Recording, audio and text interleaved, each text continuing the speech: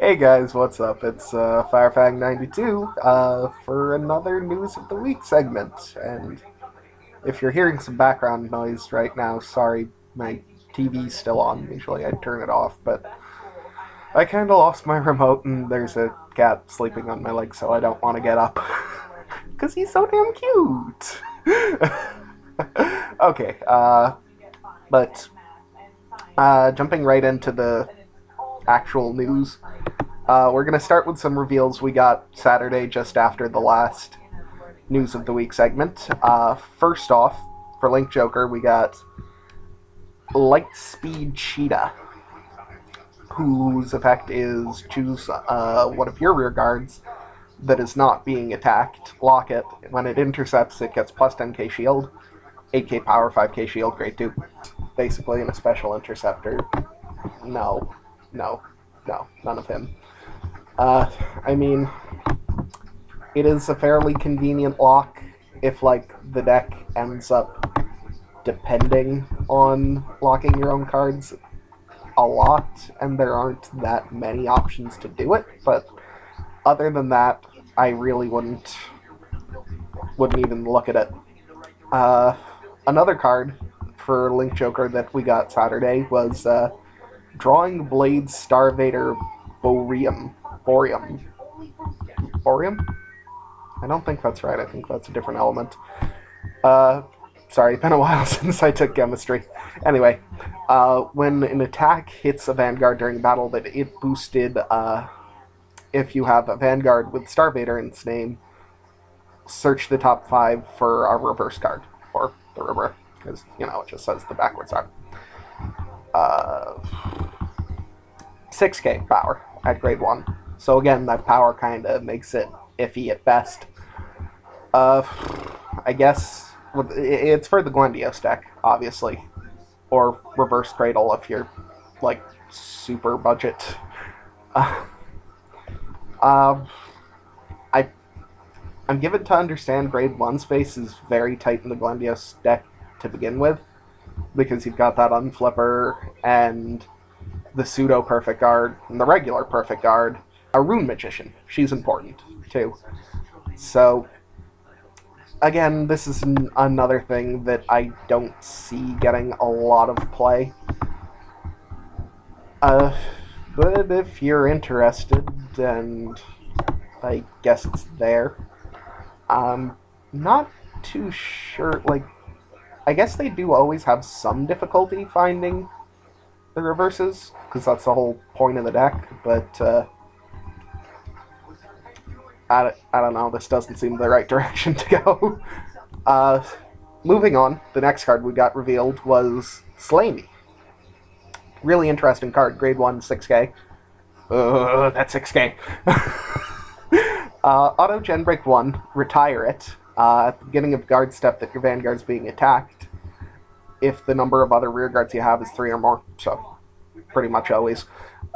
You may pay the cost. If you do, look it up to 3 cards from the top of your deck, search for up to 1 card from among them, call it to Guardian as rest. Which is, it's an additional way to guard, so, and actually, I'm just gonna spoil a little bit ahead of time. Gold Paladin's got a lot of cards like this week that give you additional ways to guard, so it's looking like it's going to be designed to be the defensive deck coming out, which is really nice because of the way Stride works. So now you can Stride during your turn, and then have pieces like this during your opponent's turn, to the point where you can guard stuff even if, there's not that much there to actually use from your hand and whatnot. But I'm not going to talk too much on Slay Me, because there's others along this theme that do more. So the next card in the theme is Bragle, who is Counterblast 1, no Gen Break, but when he intercepts, you pay the cost. If you do, call 2 cards from the top of your deck to Guardian Circle as rest. So again, another new interesting way to guard, and again, I'm just going to hold off talking about those for a second, because and I'm willing to bet a few of you know why. On to... okay, so in the anime, on Saturday, we got our first peeks at Sovereign Dragon, Clarence Sword Dragon, and Sovereign Black Dragon, or Kaiser Dragon. The effects aren't completely revealed yet, so I'm going to have to talk about them again in the future, but it looks like what they're primarily designed to do is get you additional grade 1s. So, and Clarence Sword is the real, genuine Break Stride, because Diablo was too restricted, and all that. So, he's going to be the more traditional G-Era deck, although the Blaster deck is actually looking pretty potent now that there's some specific support for it. And Aura-Kaiser can fetch perfect cards, which is kind of crazy. So, he might actually... if he can be used first, he's going to be a very good first stride, because you can go fetch your PGs and just ignore all the immediate pressure from first strides that are coming into the game that like to, pressure. So, yeah. So that's what I'll say for the time being. Moving on to Sunday, where we got the card of the day for Monday. He's your backup card, grade 3, 11k, common in set 3. Gen Break 1, Counterblast 1, when his attack hits Vanguard, look it up to 4 cards from the top of your deck, search for up to 1 card from among them, call it to rear guard. So, calling is nice. It's not going to hit that often. This is well-trodden ground. So I guess moving on to Monday, and the card of the day of Superior Gaze Liberator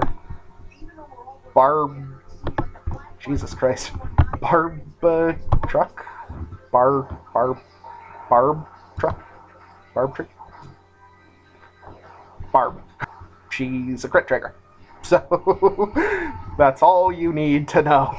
But the reason she's called Superior Gaze Liberator is because she's Bluish Flame Sport. Yay!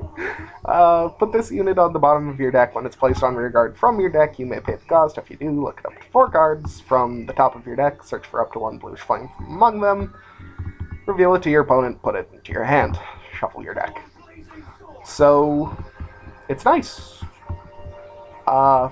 Well, yeah, it's obviously going to be played in Bluish Flame decks, because, crits are crits, and they're using them anyway, so you might as well get the effect in there.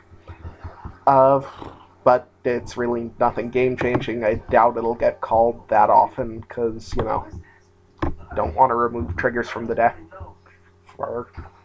No, actually, since she puts herself back in the deck.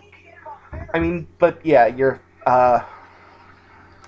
like Zorons and what's his name, Aglavales are going to be better call options 99% of the time. But it's not to say it won't ever get used, I suppose. Tuesday we got a pretty big data dump. So we're going to start off with Stealth Rogue of the Blossom Hat, Fujino. Auto rearguard: when another unit with the same name is placed on rearguard until the end of the turn, it gets plus 2k power, and when it hits a Vanguard, choose a card from your damage zone and turn it face up. Which also stacks, which is kind of nice, because stacking is nice. The big point about that would be that you can use it in conjunction with the Fighter Collection Stride and actually make use of the multiple attack facet and the stacking, because you can call them all over the place and then try to hit with up to 4 of them. And it's a reliable attacker for Murakumo, which they don't have many of, so I'm sure it's going to be seeing a little bit of play at least. Next card we got revealed was Clamping Deleter Eddie. I think. Eddie, something. he's a stand trigger, so he's not going to get played. When he's placed on rearguard, if you have a Vanguard with Deleter in its name, and your opponent has deleted Vanguard, draw a card. Kinda nice, but it's 4k power, so why the hell are you calling it anyway?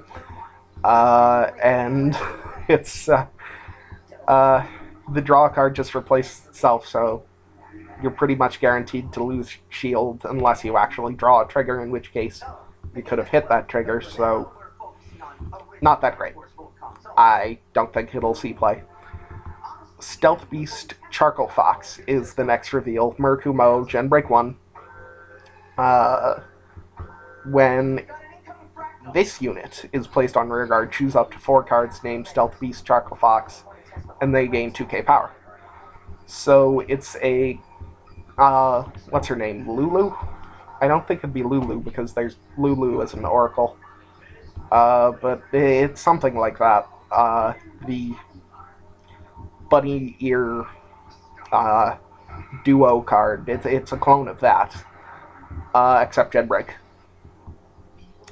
And as any player of Bermuda's can tell you, it can help to set up some nice rows. So, yeah, I guess it's definitely worth the look-see. I mean, what else can you say about it, really? Help set up some nice columns. Again, power tends to be an issue for Murakumo, so having that little bit of extra power is definitely helpful. Grade 1 space, again, maybe a little bit of an issue, but I would count on it. Anyway, Delighting Deleter Ida, obviously Link Joker, 7k grade 1, Soul Blast 1, when an attack hits Vanguard during the battle that it boosted. If your opponent has a deleted Vanguard, you may pay the cost if you do draw a card. So it basically replaces the Luckbird clone in the Deleter deck, unless you're really dependent on the Legion, which some people prefer it. I think you still get a lot more utility out of Woxes. So, and hey, it's another way to use the soul. It's another way to get defensive cards, and it's more pressure. So, definitely worth considering. Next, we got an actual Deleter boss, which I wasn't expecting, but it makes me happy. Mixed Deleter Chaos. Auto, counterblast 2 cards with Deleter in their name. Choose 2 cards from your hand and discard them. When this unit is placed on Vanguard Circle, you may pay the cost. If you do, delete all your opponent's Vanguards, and choose up to 2 of your opponent's rearguards and lock them. So, a couple really great aspects of this card. First off, it's on ride, so you can use it with strides.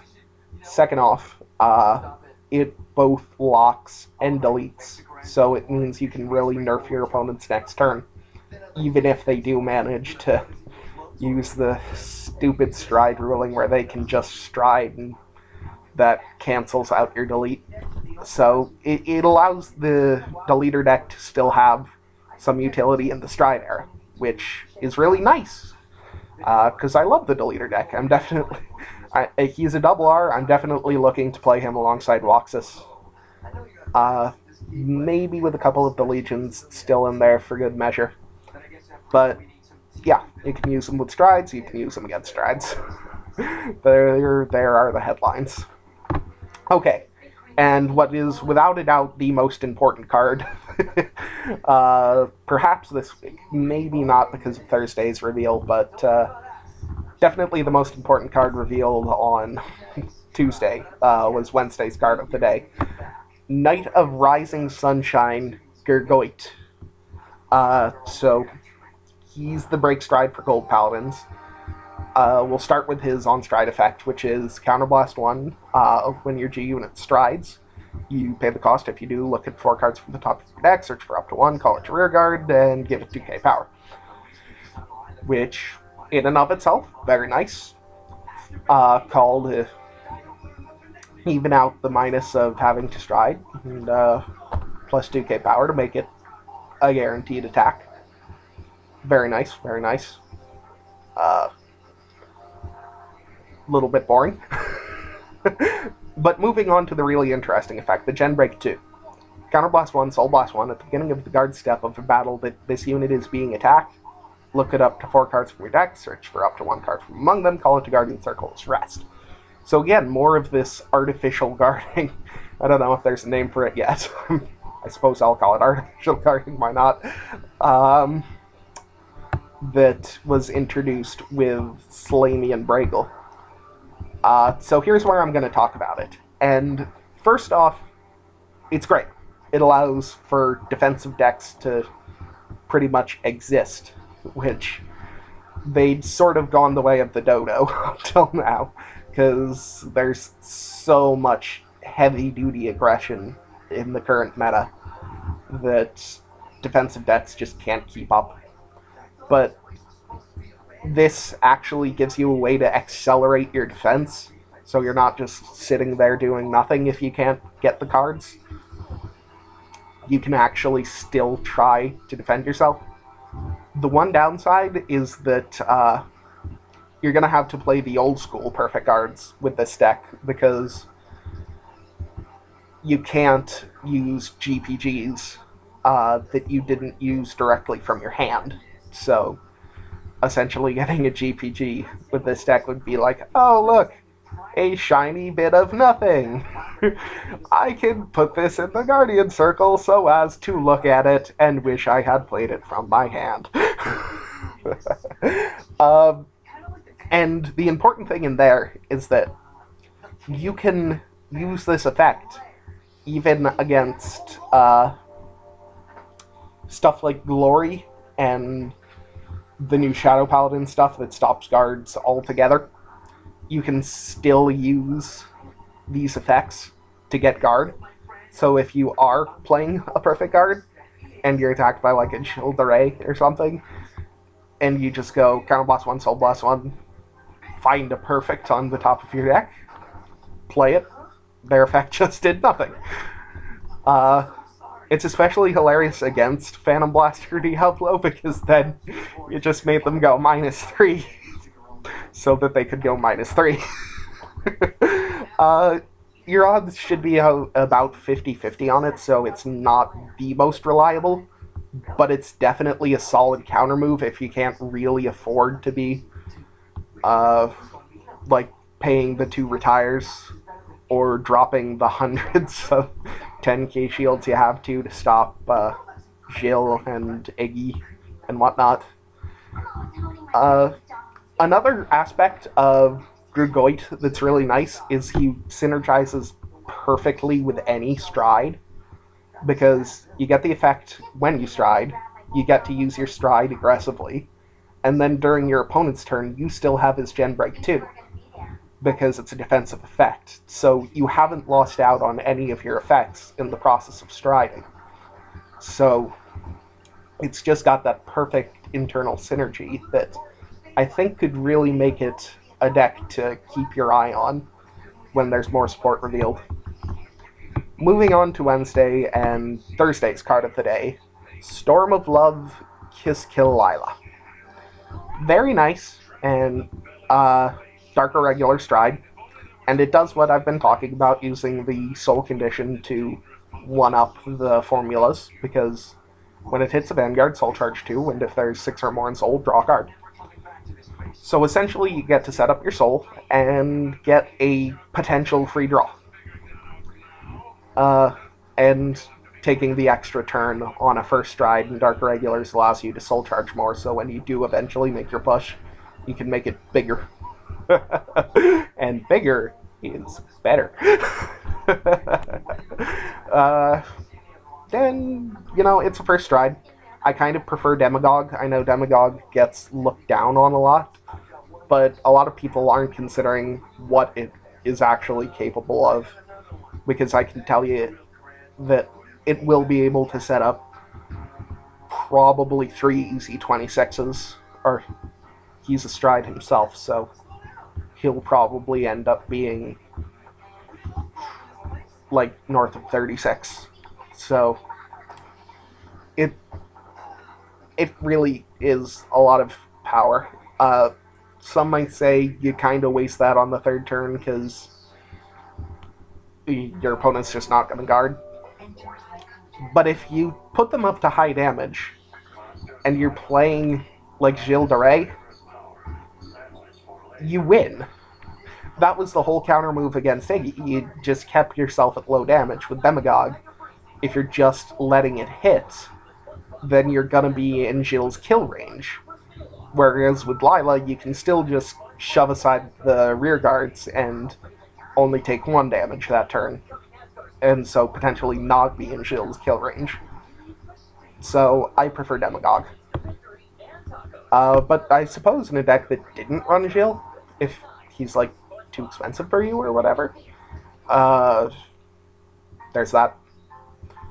Thursday and Friday's card of the day is Genesis Dragon Amnesty Messiah. Counterblast 1, when this unit attacks, you may pay the cost. If you do, choose any number of locked cards and unlock them, so you don't have to unlock all of them, so you can keep locks on your opponent's field to actually benefit from. Anyway, he gets plus 3k for everything unlocked, and if 3 or more are unlocked, he gets crit. Nice early pressure, especially if there are more cards to actually lock with. It's a little bit boring. It's beat down, and it's nothing, like, it's gonna be, like, maybe 36 to 41, or potentially higher, but I see that as what'll likely be its normal range, 36 to 41, which is nothing too spectacular. It doesn't stop guards at all, which I know is kind of a bad argument, especially if it's the first stride, because if you get them to drop the perfect guard, it sets up your inherent kill all the better. The problem is, I think they're I think they're pushing this as both the setup for the kill and the kill itself, which is a little bit awkward. So, and I'm still not certain how I feel about this whole locking and unlocking gimmick. It could go very wrong very fast, because it essentially means paying on both ends and not locking your opponent. So, it's there. It's there. It's definitely, like, they don't have to make it horrible. And this Amnesty Messiah in and of himself definitely has the potential to be a really big swing and therein a good finisher. So it's not broken, it's not new, but it's solid. So that's all you can really ask for at the end of the day. And that's the week. This video is probably going to be like a day or so late because I've been busy. School and car problems, and my cat needs medicine and stuff. So, anyway, sorry about that. I really thanks for any and all support and everything. This is Firefang92 signing out. Bye-bye.